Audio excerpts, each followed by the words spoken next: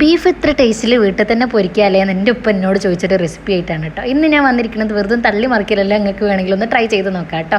അപ്പോൾ ഇന്ന് ഞാനിതാ കുറച്ച് ബീഫ് എടുത്തിട്ടുണ്ട്, അതിൽ കുറച്ച് ഉപ്പും മഞ്ഞൾപ്പൊടി ഇട്ട് ഇതാ കുക്ക് ചെയ്യാൻ വേണ്ടിയിട്ട് വെച്ചിട്ടുണ്ട്. അപ്പോൾ നന്നായിട്ട് കുക്കായി വന്നതിന് ശേഷം ഇതാ ഇതേപോലത്തെ ഇങ്ങനത്തെ നീളത്തിൽ ഈ ഒരു കുഞ്ഞു സൈസിൽ ഞാൻ കട്ട് ചെയ്ത് എടുത്തിട്ടുണ്ട്. അതിലേക്ക് വെളുത്തുള്ളി ഇഞ്ചി പേസ്റ്റ് ഇട്ട് കൊടുത്തിട്ടുണ്ട്.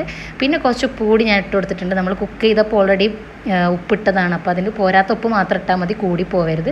പിന്നെ മുളക് പൊടി, കുരുമുളക് പൊടി, പെരുംജീരകത്തിൻ്റെ പൊടി, പിന്നെ കോൺഫ്ലവറുമാണ് ഞാൻ ഇതിൽ യൂസ് ചെയ്യണത്.